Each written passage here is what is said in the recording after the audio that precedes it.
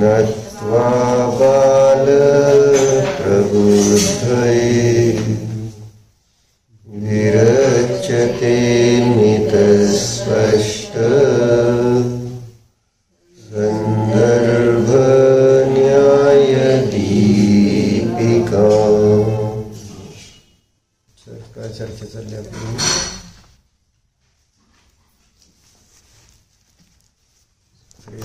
धर्मभूषण येथे विरचित न्यायदीपिका, याची प्रस्तावना आपण बघतो.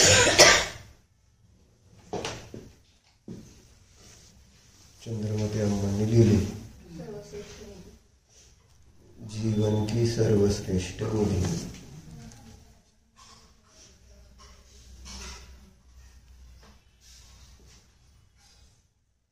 न्यायदीपिका ही जीवनाची सर्वश्रेष्ठ निधी आहे, संपत्ती आहे.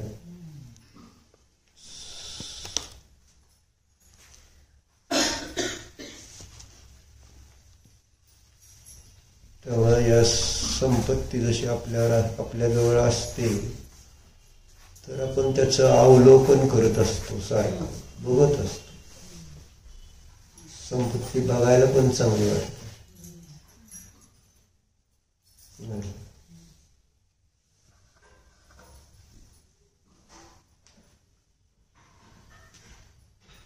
कितीतरी वेळा बघितलं तरी त्याच्यामध्ये आपल्याला अपूर्वता भासित होते. तीच असली जरी तरी, जसं शरीर असो, ही आपल्यासाठी एक निधीच आहे ना शरीर. आणि म्हणून त्याचं आपण अवलोकन दिवसातून कितीतरी वेळा करत असतो.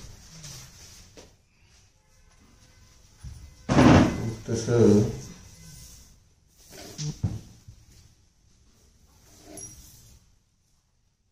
ही न्यायदीपिका पण काय निधी आहे, कारण ती बोधी आहे.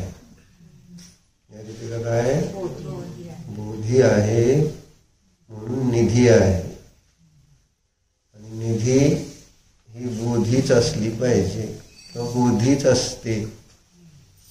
काल आपण काय असलं तर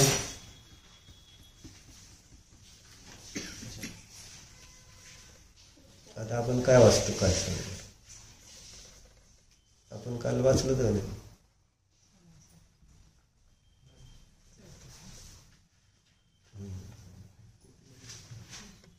गृहस्थी एक प्रयोगशाला, काय वाचलं तर गीते पुस्तक इथून. काय विषय आला तो काल सांग बरं जरा. वाचलं होतं ना तो? काय होतं त्याचं शीर्षक? सुखाचा सरळ उपाय, सुखी होण्याचा सरळ उपाय. अभिजित जी तुम्ही वाचणार आहे का? नको. सुखी होण्याचा सरळ उपाय म्हणून एक चर्चा याच्यामध्ये घेतली, ती तुम्हाला वाचून दाखवतो थोडक्यात. त्याला काय टाइमपास करायला उभं इकडं तिकडं बागेत फिरल्यासारखं माणसं बघलेली. एक तर उशिरा यायचं. बघा काय सांगतात, काय वाचणार आहे मी. किती इंटरेस्ट आहे कुणाला असेल काहीतरी, कारण धर्माच्या वेळेस याची चर्चा करताना आपल्याला असं काय असं नाही. पण बाहेर जर कोणा तुम्हाला सहज चर्चेमध्ये काय कुठलीही आनंद देणारी गोष्ट एखादी सांगतो म्हटल्यानंतर किती आपण कान लावून ऐकू.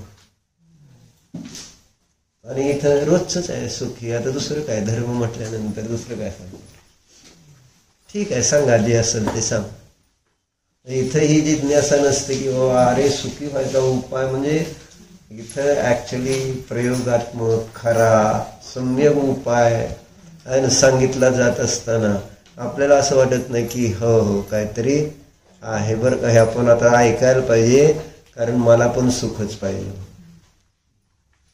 पण आपल्याला फक्त श्रद्धा काय ध्रुव, धर्म सुखाचं कारण नाहीच. धर्म में दुःख बुद्धी.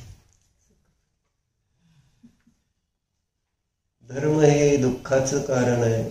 कोणत्या तत्वाची विपरीत मान्यता आहे?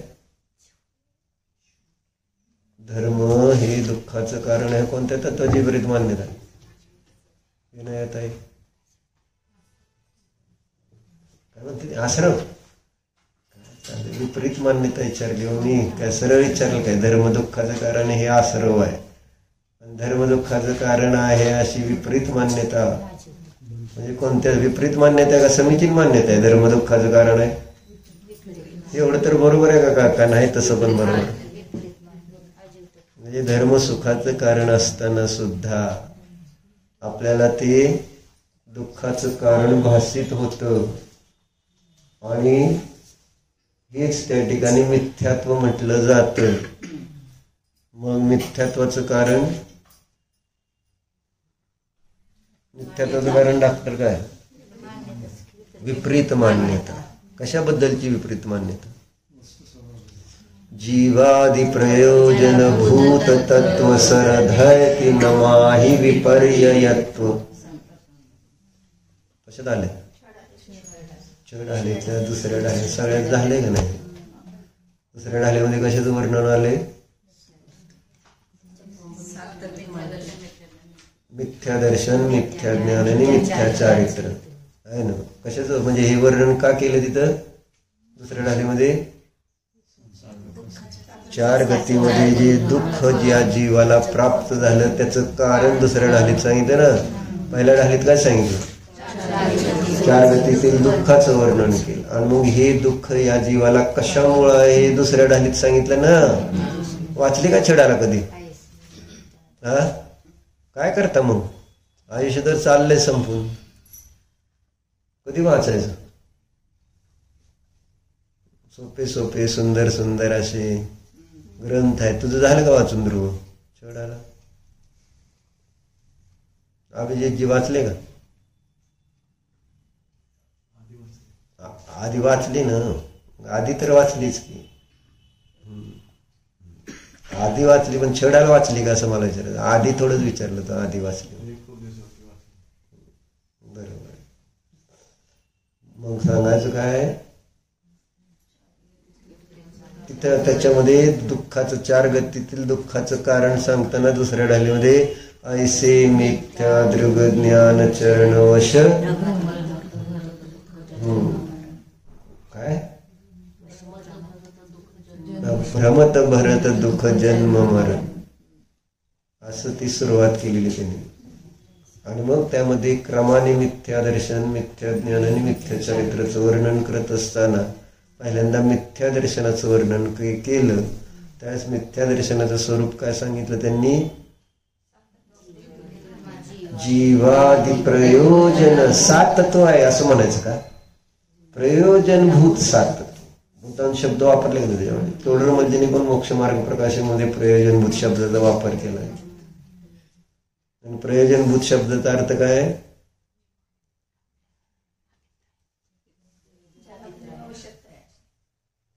जे आपल्याला सुख देतं आणि जे आपले दुःख नष्ट करतं त्याला प्रयोजनभूत तत्व म्हणायचं.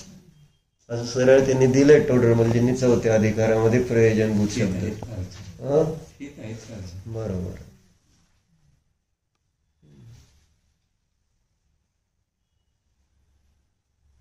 प्रयोजनभूत तत्व तत्वाला हे विशेषण लावलंय मागं. कोणतं विशेषण? प्रयोजनभूत म्हणजे आपलं दुःख नष्ट करणारं आपल्याला सुख देणारी जी गोष्ट तर त्याला गोष्ट असते त्याला प्रयोजनभूत म्हटलं, प्रयोजन म्हटलं जातं. आणि असं प्रयोजनभूत कोण आहे तर जीवाधिक सात तत्व ही प्रयोजनभूत आहेत सांगितले. का प्रयोजनभूत आहेत? का?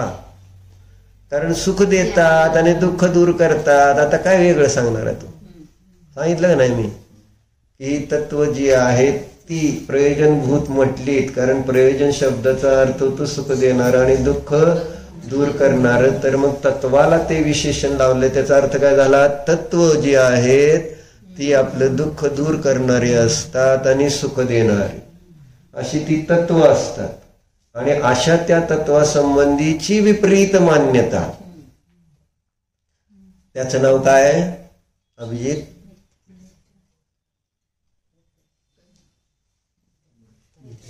आता सांगितलं ना, मिथ्या दर्शन म्हणते राव त्याला. काय नाहीच, कसलंच काय नाही. मिथ्या दर्शनाचं स्वरूप सांगायला लागले म्हटलं की ना, तिसऱ्या डालीमध्ये मिथ्या दर्शन, दुसऱ्या मिथ्या दर्शन, मिथ्या ज्ञान आणि मिथ्या चारित्र. मिथ्या दर्शन काय आहे हे क्रमाने सांगायला लागले. ते आहे सात तत्वाची विपरीत मान्यता. मग मी काय विचारलं होतं तुम्हाला, तर काय विचारलं होतं? धर्म दुःखाचं कारण आहे ही कोणत्या तत्वाची विपरीत मान्यता आहे?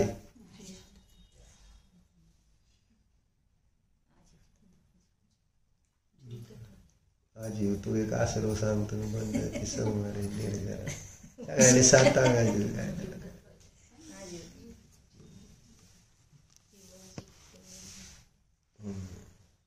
कोणता आहे आलेला? म्हणजे तुम्हाला धर्म माहिती नाही असा त्याचा अर्थ सरळ सरळ सिद्ध होतो. काय करेक्ट.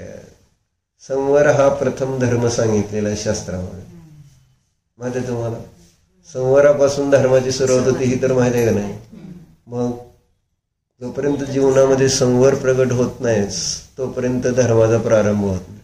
अनादिकाळापासून आपल्याकडं आश्रव जीव आहे, आजीव आहे, आश्रव आहे, बंध आहे, निर्जरापण आहे. दोन तत्वाचा अभाव, संवर आणि मोक्ष नाही. कारण निर्जरा होतीच की पूर्वबद्ध जी कर्म आहेत ती त्या ठिकाणी त्याची स्थिती असते बांधलेली कर्माची. जसं आयुकर्म 80 वर्षाचं बांधलं तर 80 वर्ष झाल्यानंतर त्या आयुकर्माचे निषेध निर्जरित झाले. सगळे क्रमाने निर्जरित होत जाते. म्हणजे निर्जरा चालूच असते. अज्ञानीच्या निर्जरेचं नाव काय? सविपाक निर्जरा म्हणा, नाहीतर अकाम निर्जरा म्हणा. अज्ञानीची ही निर्जरा कोणती? त्याला काय म्हटलं? आश्रव बंध पूर्वक निर्जरा. अज्ञानीची निर्जरा कशी होत असते कर्मांची? जेव्हा ते कर्म निघून जात असतं त्या काळामध्ये त्या कर्माशी जो काय करतो, एकत्व करतो, ते कर्माने स्वतःला अभेद रूपाने अनुभवतो. त्यामुळे नवीन कर्म बांधले जाते, जुनी निघून जात असते. अशी सिस्टीम चाललेली असते. प्रत्येक समयाला कर्माचा उदय येणं म्हणजेच निर्जरा होणं. बरोबर आहे? कारण उदय आला केव्हा? उदय येणार जेव्हा ते निघून जायची वेळ आलेली असते. आपल्या बरोबर त्याचा जो संबंध आहे ना, जेवढा काळापर्यंतचा, तो आता काळ संपलेला आहे. त्यावेळेस ते कर्म निघून जातं, थांबत नाही ते. परंतु जेव्हा ते निघून जाते त्या काळामध्ये अज्ञानी जीवाला त्या आणि आपल्यामध्ये भेद माहिती नसल्यामुळं जो कर्माचा उदय आहे तोच मी आहे असा औदैक भाव त्यामध्ये तो दिसून येतो. आणि त्या औदैक भावाने नवीन आश्रव आणि बंध बांधले जातात. असं म्हणजे आश्रव बंधपूर्वक निर्जरा तर चालूच आहे. ज्याला आपल्याला शास्त्रात उदाहरण कशाचं दिलं जातं? आश्रव बंधपूर्वक निर्जरेचं उदाहरण विचारलंय मी. नावाडीचं विचारलंय का सात तत्वाचं विचारलंय? मग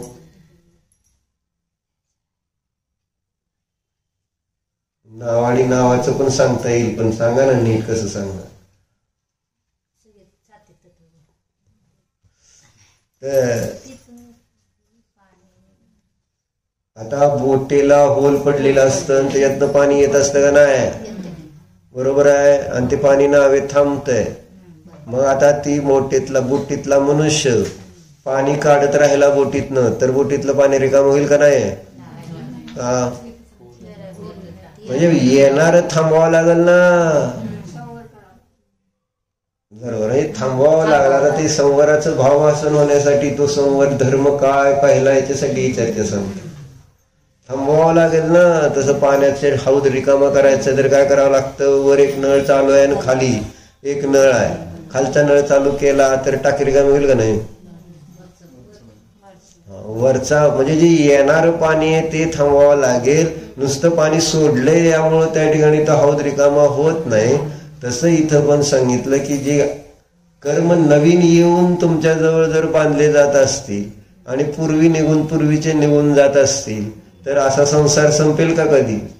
संसार संपवायचा तर काय करावं लागल, थांबवावं लागल. आणि ते थांबवण्याचंच नाव, तिथून धर्माची सुरुवात.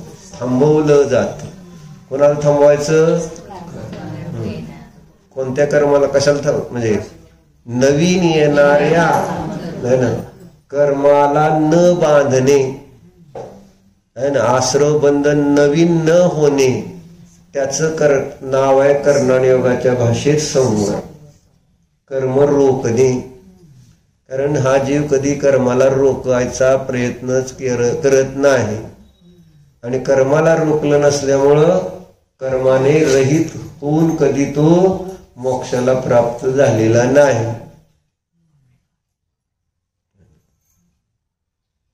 आणि मग तिथं कर्माला रोखण्याचा उपाय कोणता आहे, संवर. मग संवर कोणत्या परिणामाने होतो, कुंदकुंद आचार्य, अमृतचंद्र आचार्यांनी संवराचं एकार्थवाची नाव काय सांगितलंय, बरोबर, छान, शुद्धोपयोग वाच्य संवर. संवराचंच दुसरं नाव आहे शुद्धोपयोग. शुद्धोपयोग या शब्दाच्या द्वारे संवर वाच्य आहे, म्हणजे जाणण्यायोग्य आहे, सांगितला जाण्यायोग्य आहे. संवर संवर संवर हा एक शब्द झाला. त्या संवर तत्वाचं भावभाषण काय म्हणून मी करायचं, कारण ते एक तत्व आहे. म्हणजेच काय, जीवाचा तो एक भाव आहे. कारण तत्व म्हणजेच भाव. कारण तत्वाचं त्या ठिकाणी व्युत्पत्ती अर्थ करताना काय केलेलं आहे, तस्य भाव तत्वम. जो ज्याचा भाव आहे ते त्याचं तत्व म्हटलं जातं.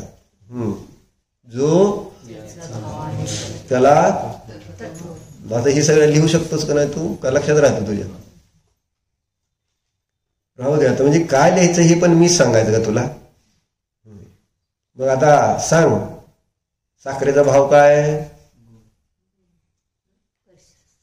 साखरेचा भाव 40 रुपये किलो आहे. तरी हो, त्याला माहिती नाही, बाकी काय म्हणून सांगितलं त्याला. आपलं साखरेचा भाव तुला अजून आता कळल. जेव्हा आणायला लावेल ना मंडळी, जर लग्न केलंस आणि मंडळी म्हटली साखर घेऊन या, तू म्हटलं सकाळी सकाळी मला दूध दे, कॉफी दे, आणि साखर नसली, काय सांगेल, तुम्हाला काल सांगितलं होतं ना आणा म्हणून. गपचिप जायचं, साखर आणायची का नाही, तर तसंच प्यायचं. मग त्या भाव कळेल की साखरेचा भाव किती असतो. कळलं काय असतो साखरेचं तत्व, काय गोडी. बरोबर आहे, सामान्य कथन आहे गोड. इकडे होती, घ्यायला माहित असेल साखरेचा भाव. ते गोड हा साखरेचं तत्व झालं. असं प्रत्येक वस्तू आहे त्याचं काहीतरी आपलं स्वभाव असतो. आणि तो जो स्वभाव, ज्याच्याशी त्याचा तादात्म्य संबंध असतो, त्याला म्हणायचं तत्व. बरोबर आहे. म्हणून इथं संवर तत्व हा काय, जीवाचा भाव आहे, स्वभाव आहे. आणि म्हणून जयचंदजी छाबडांनी काय म्हटलंय आपल्या 12 भावनेमध्ये, संवरमय हे आत्मा, पूर्व कर्म जड्य जाय, निज स्वरूप को पाय कर लोक नाही, काहीतरी असं, जाऊ दे थोडस. संवरमय हे आत्मा. आत्मा कसा आहे त्यांनी सांगितला, स्वभावाने संवर आहे. कुंदकुंदाचार्याने पण त्यांच्या गाथेमध्ये सांगितलंय, आदाखुमज्जनानम आदामे दंसनम चरितम च.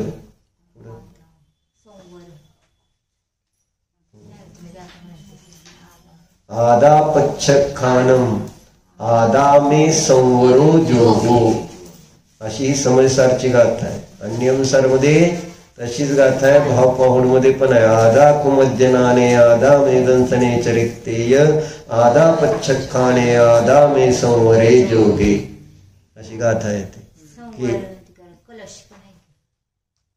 बस म्हणजे आपल्याला जेवढं पाहिजे तेवढं तुम्हाला येत आहे, मला माहित आहे, भरपूर येते. कुठला संवराचं ती कलश, संवर अधिकारामध्ये पहिलेच कुठला कलश, संवराचं कलश मला नंतर दाखव. तर काय सांगायचं होतं,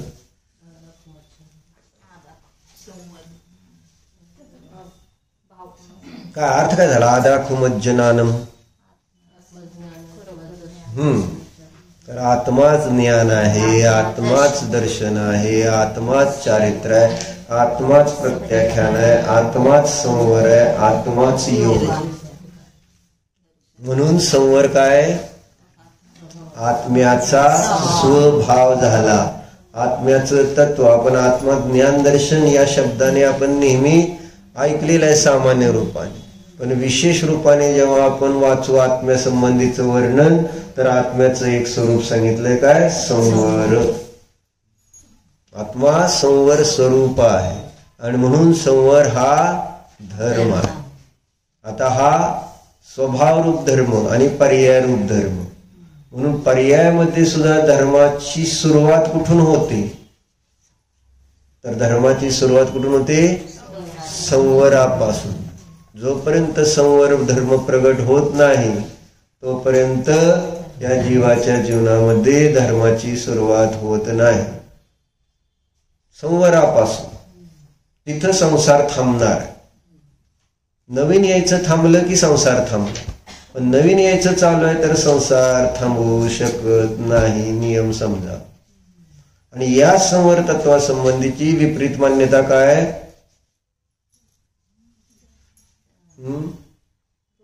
धर्म दुःखाचं कारण. तिथं दिलंय ना, काय दिलेलं छडालामध्ये संवर तत्वाची विपरीत मान्यता? ती निर्जरा तत्वाची आहे, त्याच्या अगोदर संवर तत्व आहे.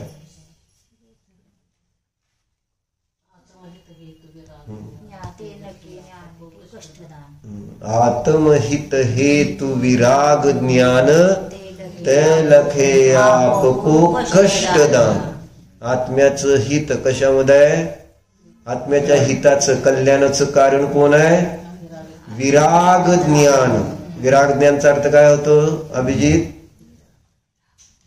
विराग ज्ञान म्हणजे आत्महित हेतु विराग ज्ञान. विराग ज्ञानचा अर्थ काय होतो?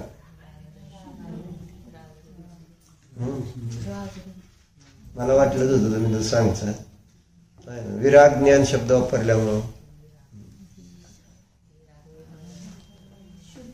आत्महित हेतु विराग ज्ञान. विराग ज्ञानचा अर्थ काय होतो? मला माहित होतं हे. तुम्ही सगळी उत्तरं तुमच्या अपेक्षेने बरोबर आहेत, माझ्या अपेक्षेने चुकीची. आणि दौलतरामजीला सांगायचं त्याच्या अपेक्षेने. आत्म्याला दुःखाचं कारण दोन आहेत सांगायचं, एक विराग आणि ज्ञान. विराग म्हणजे वैराग्य आणि ज्ञान. असं विराग आणि ज्ञान असे दोन शब्द आहेत. ज्ञान आणि वैराग्य सहित सम्यक दृष्टी असतो असं निर्जरा अधिकारामध्ये पुन्हा पुन्हा सांगितलेलं आहे. आणि ते वैराग्यच या जीवाला दुःखदायक भासित होतं आणि जे सम्यक ज्ञान आहे ते दुःखदायक भासित होतं. कष्टदायक, दुःखदायक म्हणण्यापेक्षा कष्टदायक. वैराग्याचंच दुसरं नाव आहे मग काय? वैराग्य म्हणजे संसारापासून विरक्ती. ती याला कष्टदायक वाटते. वाटते का नाही? केसापासून विरक्ती कष्टदायक आहे का नाही? काय म्हणजे केसाच्या प्रती वैराग्य असतं का आसक्ती असते? विरक्ती असते का आसक्ती असते? आता तर आसक्ती. बरं असो, बघ बाबा काय करायचं. अस्वल होशील, अस्वल. अस्वलाला लेकेच असते माझ्या तुला. तर वैराग्य कष्टदायक आहे, बरोबर आहे. जसं कोण दीपक, तुला कोण कष्टदायक आहे? दुकान सोडणं, दुकान बंद करणं कष्टदायक आहे का सोपं आहे? नरोवा कुंजरोवा. अश्वत्थामा मिळाला, कोण मिळाला? हत्ती मिळाला का माणूस मिळाला कोण असतो? असा बोलतोय तोंडातल्या तोंडात ते. म्हणजे खोटं बोलतोय तो, बरोबर आहे का? मनाला पटलं तर पाहिजे आपल्याला बाबा. दुकान बंद करणं, दुकान आहे ना काय बंद करणं हे कष्टदायक आहे का सोपं आहे? कॉन्फिडन्स पाहिजे बोलण्यामध्ये सुद्धा. आपल्याला माहित आहे मोह तर आहेच म्हणायचं, त्याला नाही काय म्हणायचं. हो बाबा अजून तर कष्टदायक वाटतंय, हे आपण कबूल केलं दोष, तर आपण त्या दोषाला दूर करण्यासाठी चिंतन वाढवू. चिंतन वाढवल्यावर मग उद्या ते दुकान तुला असं दिलं तरी तू घेणार नाही. त्यावेळेस असं वैराग्य निर्माण होतं की परत सगळ्या जगाची संपत्ती जरी दिली गेली, म्हटलं ना चक्रवर्तीचं वैभव जरी दिलं गेलं तर नको, ते नको. मला काय पाहिजे, मला काय पाहिजे, मला जे पाहिजे ते मिळाले, वैराग्य. आणि वैराग्याचं दुसरं नाव काय, दुसरी बाजू वैराग्याची संसारापासून विरक्ती, आत्म्याबरोबर आसक्ती. वैराग्याचा अर्थ केवळ विरक्ती हे नास्ती रूपाने सांगू आपण, पण तिथं वर्णिजींनी एक सुंदर लेख, जिनेंद्र वर्णिजींनी अध्यात्म लेख मला लिहिली, त्याच्यामध्ये वैराग्य या शीर्षकाखाली एक लेख लिहिलेला आहे. आणि तिथं त्यांनी त्या वैराग्याचा अर्थ केलेला आहे आत्म्याबद्दलची प्रीती. त्याचं नाव आहे वैराग्य. खरं तर आपल्याला वाटतं वैराग्य म्हणजे फक्त बाहेरचे संसार विषय भोगापासून विरक्त होणे. अरे पण ती विरक्ती केव्हा येणार आहे, जर तुला तुझा आत्मा आवडला, तुझ्या आत्म्याशी तुला प्रेम झालं, तर आपोआप त्या संसार विषय भोगासंबंधी विरक्ती आल्याशिवाय राहत नाही. म्हणून आत्म्याची प्रीती वाढवा, ऑटोमॅटिक तिथं त्या संसार शरीर भोगाच्या प्रती विरक्ती आल्याशिवाय राहणार नाही. चांगली वस्तू पाहिजे का नको आपल्याजवळ, की जेणेकरून मग ती साधी वस्तू आहे ती सोडली जाईल.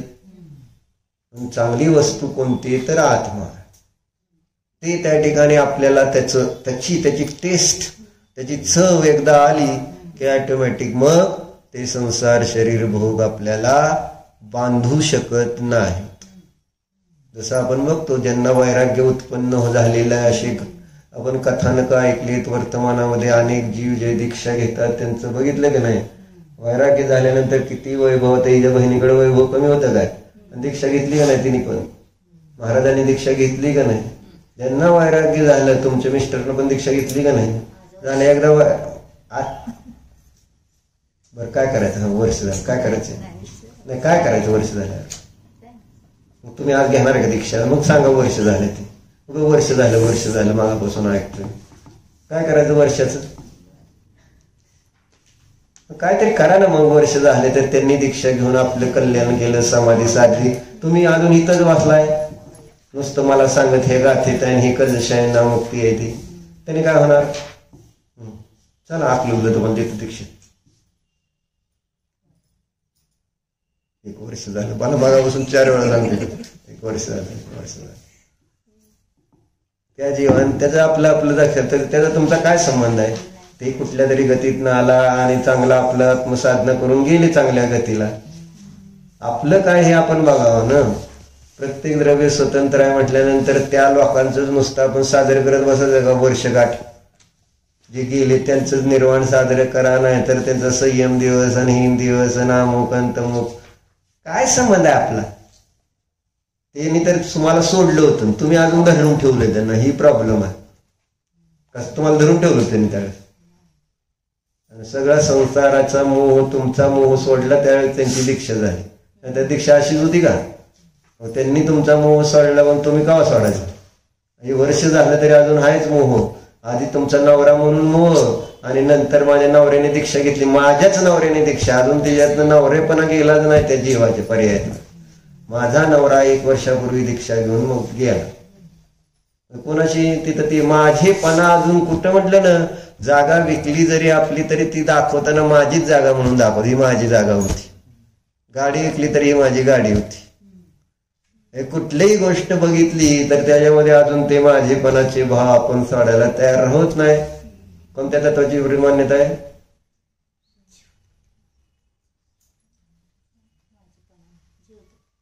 बरोबर आहे. काय जीव तत्व म्हणजे काय जीव तत्वाची विपरीत मान्यता काय आहे.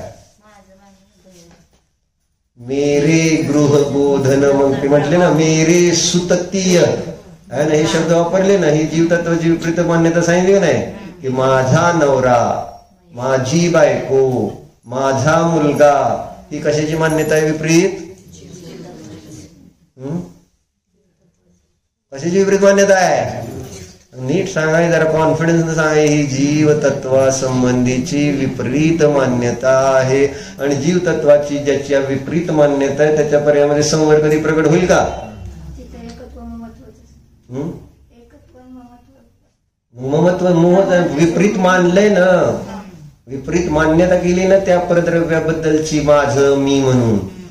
तेच ममत्वच जीवतत्वासंबंधीची. मोह म्हटलं ना, मोह मिथ्या दर्शन म्हणजे दर्शन मोह, खोटी मान्यता, खोटी श्रद्धा. आणि परद्रव्य माझे नाहीत. वपुर्गृहम धनम नारा पुत्रा मित्रा आणि शत्रव सर्वथान्य स्वभावानी मूढा स्वानी प्रपद्धती. असं कुठं लिहिलंय? इष्टोपदेश मध्ये आलेला आहे. बरोबर आहे. कितवा श्लोक आहे? 8वा आहे. मला माहिती आहे 8वा आहे, मी सांगतो. तर काय सांगितलं तिथं? वपू म्हणजे शरीर, घर, धन आणि स्त्री, हे सगळे त्या ठिकाणी कसे आहेत? शत्रू मित्र कसे आहेत? सर्वथा अन्य स्वभावाने. हे सगळे त्या ठिकाणी तुझ्यापासून अन्य स्वभाव आले, अन्य भाव आले. तुझा त्यांचा कसलाही कुठलाही संबंध नाही. परंतु पुढे शब्द काय वापरले शेवटच्या चरणात? मूढा, मूर्ख लोक त्यांना काय करतात? माझे म्हणून म्हणत असतात. 1 वर्ष. म्हणून सुखी होण्याचा सरळ उपाय तर का वाचणार होतो मी? आता हे सुरुवात कुठून झाली?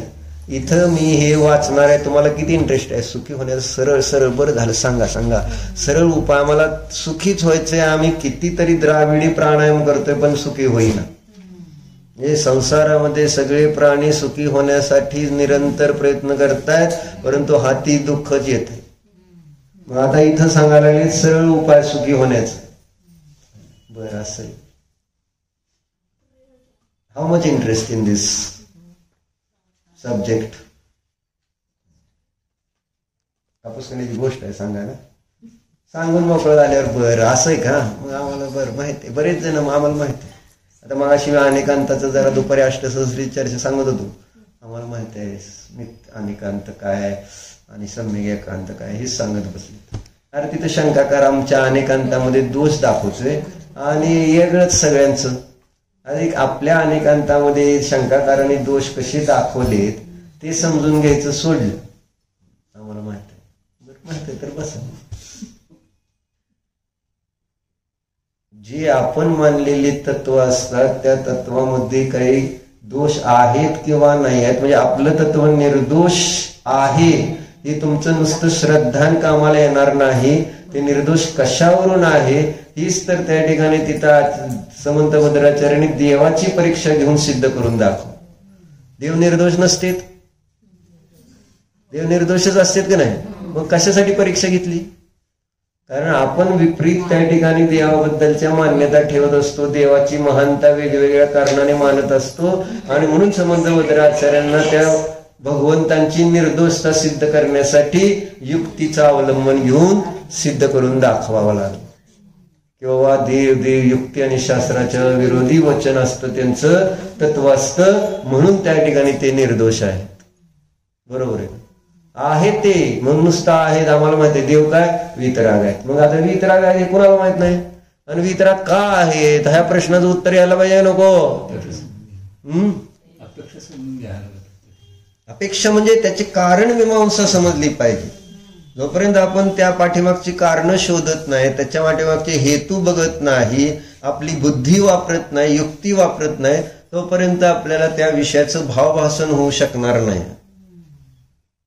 न्यायग्रंथ त्याच्यासाठीच वाचावे लागतात की आपल्याला त्या तत्वाचं, त्या वस्तूचं आपल्या ज्ञानामध्ये भावभासन व्हावं, यासाठी ही चर्चा असते. म्हणून न्यायग्रंथांचं अध्ययन करा म्हणून सांगितलं जात. आता काय वाचणार आहे? वाचू का? मग आता सुखी होण्याचा सरळ उपाय अंतर्गत त्यांनी काय चर्चा केली? एक गृहस्थी एक प्रयोगशाळा म्हणून रश्मी जैन नावाची एक महिला कोणी आहे उदयपूर साईडला, त्यांनी लिहिलेलं हे पुस्तक आहे. रोजच्या जीवनामध्ये तिला जे जे काही दिसून येत होतं त्याच्यामध्ये तिचं चिंतन जे चाललं असेल त्यांचं, त्यानुसार त्यांनी आपले दृष्टांत रूपाने आपल्या समोर विषय ठेवून त्याच्यातून तत्वाचं भावभासन करून देण्याचा एक त्यांचा विचार प्रयत्न आहे. बघा, वो त्यांनी दिलं उदाहरण, पत्थर जगत में सबसे बेकार वस्तू मानी जाती है दगड. काय दगडाला आता रस्त्यावर कितीतरी दगड, आणि हे 100 आहे ना. कुठं मधुर मिलन मध्ये गेला आणि रस्त्यात जर बारकी दगड असली तर स्वतः उचलून इकडे तिकडे टाकतो. सारखं दगड वेचायचं काम करतो तिथं, आणि तिथं कामगारांना पण सांगतो दगड वेचा. बरोबर का? बेकार चीज आहे ना दगड. त्याला पायाने पण असं ढकललं देऊ शकतो आपण. दगड इतकी बेकार वस्तू आहे, तर त्याच्याबद्दल त्याचं चिंतन दिलं. पत्थर जगत में सबसे बेकार वस्तु मानी जाती है, लेकिन वही बेकार वस्तु हमें महत्वपूर्ण ज्ञान देती है. पत्थर में भगवान की प्रतिमा उत्कीर्ण करने पर वही बेकार वस्तु पूज्य हो जाती है. भजन आपण किती वेळा ऐकलं? 2 पत्थर काहीतरी आहे की, आणि एक पत्थराची शिडी बनते, पायरीने एकाच देव बनतो. काय बनतं? एका दगडाचं काय बनतं? रस्ता. तेच की, रस्ता म्हणजे पायरी. देवाच्या मंदिरात जाताना पायरी बनते आणि एक बनते देव मूर्ती, असं. बरं, सडक म्हणा. मग बघा असं. मग ऊस, आता परत पुढचं सांगते दगडाबद्दल. उसे नींव में दबा देने से वही बेकार पत्थर महल बन जाता है. कुठं? पाया. तर तिथं ठेवलं ते दगड तर त्याच्यावर महाल उभारत. अथवा मग ते पुढे त्याला तोडून फोडून त्याला मार केलं तर ते महाल बांधण्याच्या कामात येतो. लेकिन हमारी आदत ऐसी हो गई है कि हम सिर्फ महलों में लगे ऊपर के पत्थर पर ही मोहित होते. वरच म्हटलं ना, त्याला बघूनच आपण मोहित. पण त्याच्या खाली कोणाला पाया जो घेतलेला असतो त्याच्याबद्दल कोणी कधी विचार तर करतं का? पायामध्ये जे काही दगड वेगळ ठेवलेले असते, बांधलेला असतो, त्याच्यावर एकदा ते फुटिंग झालं, नंतर कोणी त्या फुटिंग मध्ये जे काही कष्ट घेतले, म्हणजे जे काय केलेलं असतं कन्स्ट्रक्शन, त्याबद्दल कोणाला विकल्प? जर ते नाही तर पुढचं काय? तसंच आत्म्याचं झालं. इसी प्रकार आता पुढे त्यांनी दुसरं उदाहरण घेतलेलं आहे. हथौड़े की चोटें खाकर दीवार पर लगने वाली एक कील कितने ही किलो का वजन वहन करने की सामर्थ्य रखती है, लेकिन उसकी कोई कदर नहीं करता है, और कौड़ियों के दाम बिककर भी वह की लाखों का माल वहन करने का सामर्थ्य रखती है. म्हणजे एखादा आपण तिथं खेळा टाकला आणि त्याला एक सोन्याने भरलेली पिशवी अडकवली तर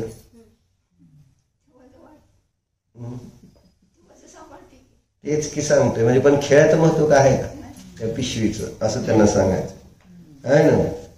सामर्थ्य, परंतु उस पर टांगे हजारों लाखों के सामान की कीमत हर कोई करता है, कील की कोई नहीं करता.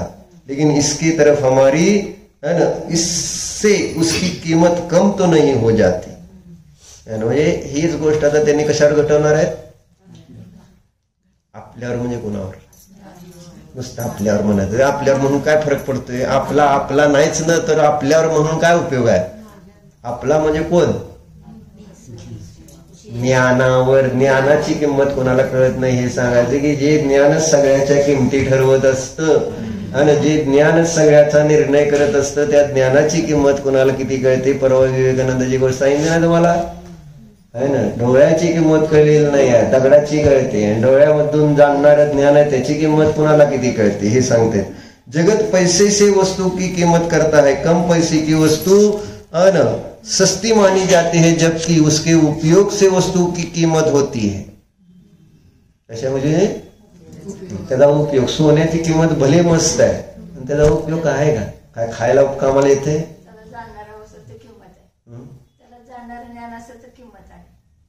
नाही, बरोबर आहे. आता इथं स्थूल रूपाने मी उदाहरण घडवतोय की ज्या सोन्याला तुम्ही लाखो रुपये देऊन घेता आहात है ना, ते सोनं तुमच्या घरात भरपूर असलं, मिडाच राजासारखं काय सोनं खाऊन जागणार आहे?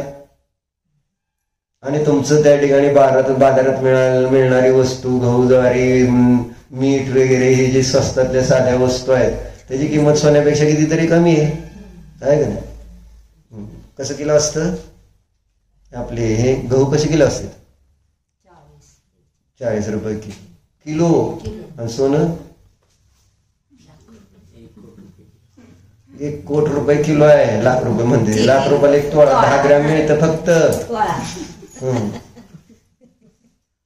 सगळा अभ्यास चाललाय ध्रुवचा. 1 कोटी रुपये तोळा आहे म्हणून आपलं किलोभर तर घ्यावं लागेल की. विचारलं कोणाकडे घ्यायचं ठरवू आपण नंतर. स्नेहाकडे घ्यायचंय का रेवतिकाकडे घ्यायचं काय. अजून कोण आहे का सोन्याचं इथं? 2च आहेत का सोनार? कोणाकडे घेऊ? स्नेहा तुमच्याकडे घेऊ का रेवतिकाकडे? मुक्ती सुंदरीला सोनं लागतं का रे ध्रुव? नाही. मुक्ती सुंदरी सोन्यापासून मुक्त करते आपल्याला. एखादा पुढं. समय दिखाने वाली घड़ी की साफ सफाई सुरक्षा सब करते हैं, परंतु उस कील को कोई नहीं देखता जिस पर घड़ी टंगी है. यदि किसी की दृष्टि में कील और नींव के पत्थर की उपयोगिता आ जाए तो वह खूबसूरत दिखने वाली वस्तुओं से अधिक कीमत इन तुच्छ वस्तुओं की करेगा. इसी प्रकार आता है का पुढचा संदेश. भारी भरकम विकल्पों अर्थात ज्ञों की तो हम खूब किंमत करते हैं. आपल्याला किंमत कशाची आहे ते चाललंय. ज्ञानावर अडकवलेल्या ज्ञानांची किंमत अडकते. ज्या ज्ञानावर ते ज्ञ अडकलेले असते. ज्ञान खेळ्यासारखं, ज्ञान नीव सारखं आहे. त्या नीववर तो महाल उभा राहिलाय, त्याचं कोणाला महत्व आहे ना. ज्या खेळावर ती घड्याळ आहे, ती लाखाची वस्तू त्या पिशवीत अडकवलेली आहे, त्या खेळाची किंमत नाही. तसं त्या ज्ञानाने जाणलेलं जे ज्ञ आहे, त्या ज्ञाचं व्हॅल्युएशन किती आहे आणि त्या ज्ञानाचं व्हॅल्युएशन किती आहे. त्या नोटा तुम्ही मोजता, ते काय ज्ञान आहे का ज्ञ आहे? काय ते ज्ञ आहे का ज्ञान आहे? ज्ञान पण नाही, ज्ञ पण नाही, तो आनंद आहे. काय आहे ते? त्या ठिकाणी आपल्या ज्ञानाचं ज्ञ मात्र आहे. ते आपण त्या ज्ञानाने म्हणतोय 500च्या 100 नोट आहेत मोजल्या. मग कोणाला कळलं हे 500च्या 100 नोट आहे? त्या ज्ञानाचं व्हॅल्युएशन नाही का काय? जर त्या ज्ञानाला माहिती नसेल 500च्या 100 नोट आहेत, तर काय त्या 500 कागदाच्या त्या बंडलला घेऊन करायचं का? ते रद्दीचं बंडला सारखं होईल नाही ना. जसं तुमच्या इथल्या नोटा अमेरिकेत घेऊन गेला, काय करणार त्याचं? त्याला रद्दी म्हणजे तिथं काय त्याच्यात पैसे मिळेल काय? तुम्हाला मिळेल का वस्तू? तिथं डॉलर लागतं, इथं तिथं थोडंच लागतं रुपीज मध्ये. ते तुमच्या ते तिथं गेलं तर ती रद्दी आहे त्यांच्यासाठी. तुमच्यासाठी भले धन आहे पण त्यांच्यासाठी रद्दी झाली. मग नेमकं रद्दी आहे का धन आहे? प्रश्न असा यायला पाहिजे ना. ते रद्दी आहे का धन आहे? काय काय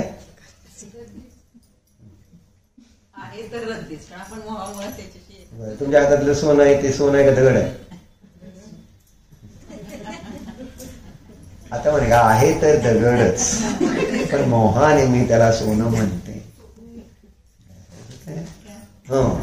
तर सांगायचं तात्पर्य हे कि इथं हम इसी प्रकार हम भारी भरकम विकल्पों अर्थात ज्ञेयों की तो खूब कीमत करते हैं, लेकिन इन्हें धारण करने वाले इन्हें धारण करने वाले ज्ञान की तरफ हमारा ध्यान भी नहीं जाता. तुच्छ विकल्पों को बनाए रखने में सब व्यस्त है और अनमोल ज्ञान का उपयोग कौड़ियों के समान कर रहा. हे तो भावासन करायचं. बरोबर आहे. अभिजित चांगलं काल आम्हाला वाचून दाखवत होता. काय झालं? वाचत होता आम्ही, हे वाचत होता आणि आम्ही ऐकत होतो मी हे आणि हे. मग ते बिचारा कष्ट करतो ना सारखं, त्याला कष्ट भरकर आहे, कारण त्याचं ब्रीद वाक्य कष्ट हेच भान. त्यामुळे मग शास्त्र सुरू झालं किंवा असं वाचन सुरू झालं, भक्तांवर म्हणायला लागलं की आपोआप झोपतो तो. काय म्हणजे कष्ट केल्यामुळे. मग ते झोपा लागल्यानंतर त्यांची मंडळीने बघितलं, मी बघितल्यानंतर मंडळीकडे मी बघितलं, त्याच्या मंडळीने त्याच्याकडे बघितल्यानंतर मग आता धर्मपत्नी असल्यामुळं धर्मपत्नी नवऱ्याला धर्ममार्गावर लावायचं म्हणून त्यांनी काय केलं सर?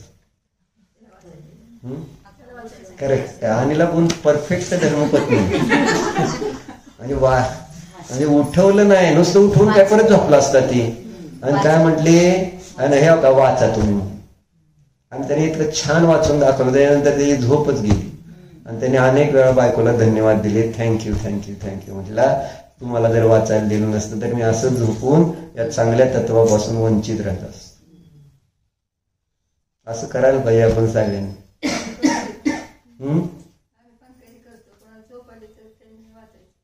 तसंच करता म्हणजे दोघापैकी. बरोबर सांग. मग आता काय झालं, पुढं वाचू का, काय दिलंय तर शेवटचं वाक्य है ना, तुच्छ विकल्पों को बनाए रखने में शब्द व्यस्त है और अनमोल ज्ञान का उपयोग कौड़ियों के समान कर रहे. कौड़ीला किंमत काय नसते म्हणून सांगताय. हम यह नहीं जानते कि अनंत ज्ञेयों को जानने की सामर्थ्य तो इसी ज्ञान की कनिका में है. अभिजित ज्ञान की कनिका कळते ना, छोट केवळ ज्ञानाच्या पुढे बघितलं तर आपलं जे वर्तमानातलं ज्ञान आहे ते कणिकेप्रमाणे, परंतु त्याचं त्या ठिकाणी सामर्थ्य किती आहे की अनेक नियाला त्या ठिकाणी जाणण्याचं सामर्थ्य आपल्या ज्ञानामध्ये. यदि यह सामर्थ्य ज्ञान में न हो तो समस्त विश्व को जानने के अभाव में विश्व की कोई कीमत नहीं. विश्वाला व्हॅल्युएशन कोणी दिलं?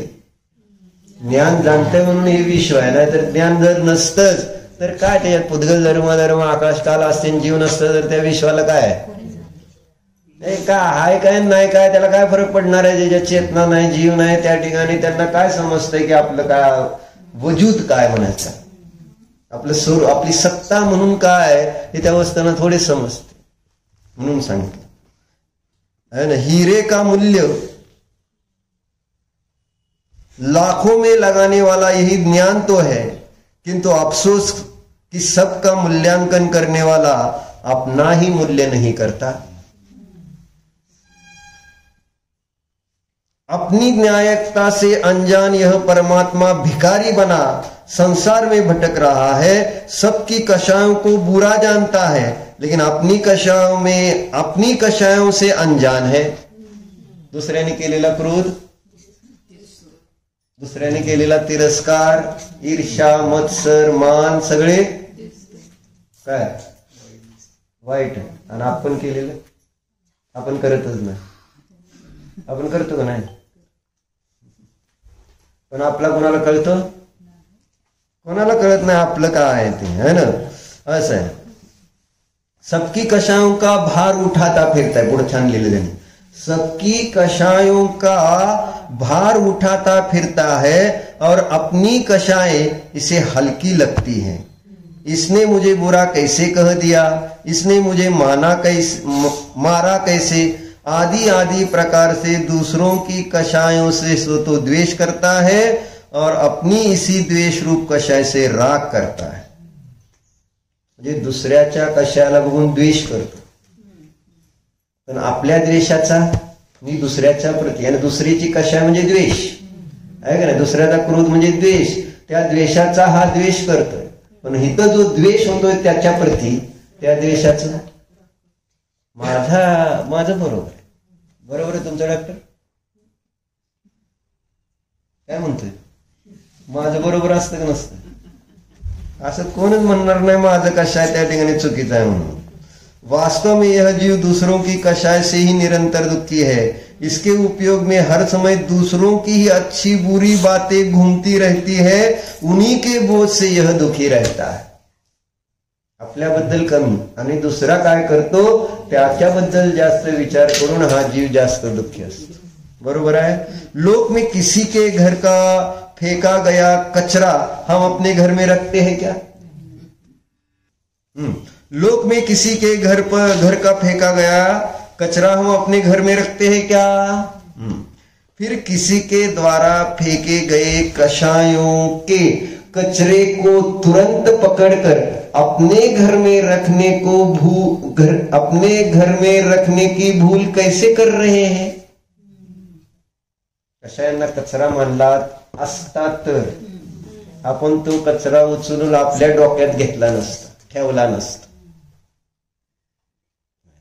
हे जसं दुसऱ्याच्या घरातला कचरा समजतो ना, कचरा घाण, मग कशा ही घाण आहे का चांगली वस्तू आहे. रिक्षावाल्याची गोष्ट सांगितली. कोणती? रिक्षावाल्याची गोष्ट सांगितली. काय? शेळी जरा काय काय बोलत असतो चूक नसताना.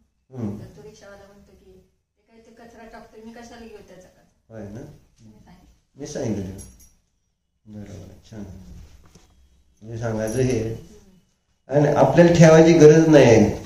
अर्थात दूसरे के वचन काय द्वारा फेंके गए कशाओं के कचरे को हम अपनी स्मृति में कैसे बसा कर रख सकते हैं. लंबे समय तक हमारे घर में पड़ता हुआ वह कूड़ा निरंतर दुख आकुलता की दुर्गंध हमारे चैतन्य घर में फैलाता रहता है, और हम उसके इतने आदी हो गए कि हमें दुर्गंध भी सुगंध लगने लगी है, दुख भी सुख लगने लगा है. कोणत्या तत्वाची विपरीत मान्यता? सारखं सारखं तीच म्हणा. दुःख सुख वाटायला लागले ही कोणत्या तत्वाची विपरीत मान्यता आहे? आश्रव तत्वाची. आश्रव तत्व कसं सांगितलं? आश्रव, ती आश्रव तत्वाची विपरीत मान्यता आहे का? ती आश्रव भावना सांगितली. आश्रव तत्वाची विपरीत मान्यता काय? ती बंध तत्वाची विपरीत मान्यता आहे. मी आश्रव तत्वाची.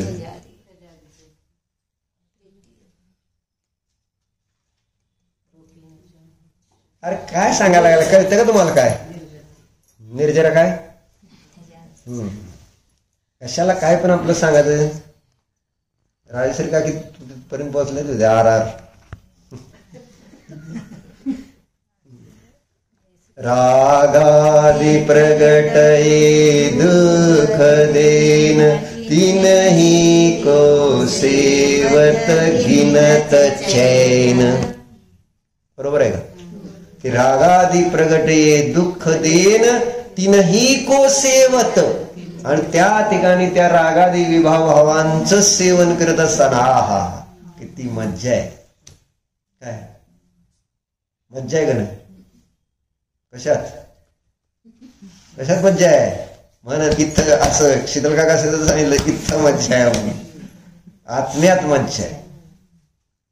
आणि अज्ञानामुळं कशात चैन मानतोय? त्या रागादी विभाव भाव जे दुख ते दिलं ना, दुख को ही दुख भी सुख लगने लगा. एक पल को भी दूसरों की कशाओं को अपनी स्मृति से हटा कर देखे तो कोई दुख ही ना दिखे. जे आपण डोक्यात ठेवले ना, लक्षात ठेवलेत ते जर सगळे काढून टाकले तर दुःखच दिसणार नाही. यदि हम ईमानदारी से आत्मनिरीक्षण करेंगे तो पाएंगे कि हमारे उपयोग में अपनी जरूरतों की कषाय अत्यल्प और दूसरों से होड़ अथवा उनके वचन काय से संबंधित कषाय अत्याधिक होती. आपले अत्यल्प आहेत आपल्या संबंधी, दुसऱ्या संबंधी मात्र खूप आहेत. हे मम प्रिय आत्मन अब तो चेतो.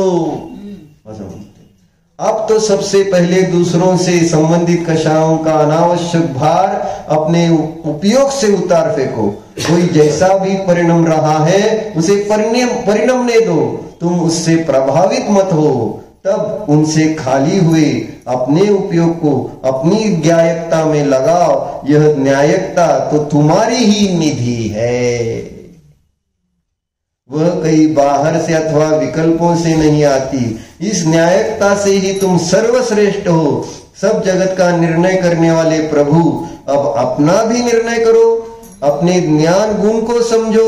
यह तुम्हारी मामूली निधि नहीं है, इसी से तुम अनमोल हो. इसके एक कण अर्थात एक पर्याय की कीमत सारा विश्व मिलाकर भी नहीं चुका सकता.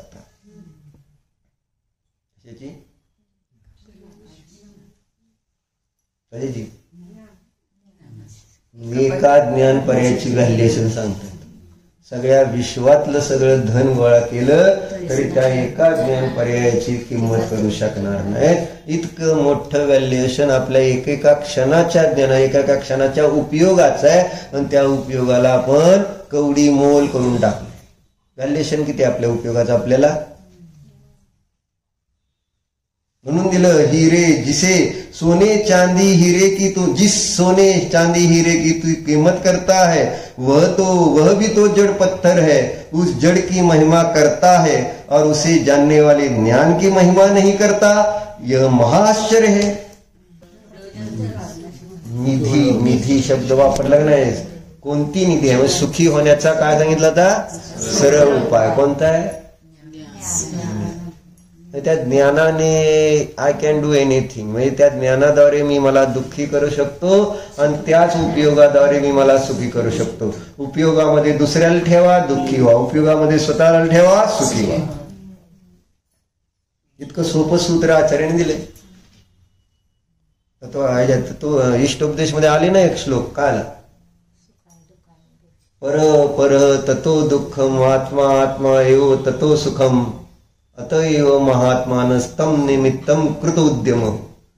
पर पर आहे आणि त्याच्यामुळे या जीवाला जर डोक्यात ठेवलं तर दुःख आहे, आणि आत्मा आपला स्वच आहे आणि तो सुख स्वरूप आहे. म्हणून जीवाने काय केलं पाहिजे? आणि पराला पर म्हणून सोडा आणि स्वला म्हणून स्व म्हणून आपल्या उपयोगात ठेवा. एक ज्ञान पर्यायामध्ये ठेवलं तर त्या ठिकाणी आपण अनंत सुखी होऊ. म्हणून इथं काय म्हटलं जाते? जीवन की सबसे श्रेष्ठ निधी कोण आहे? बोधी, म्हणजे सम्यक ज्ञान.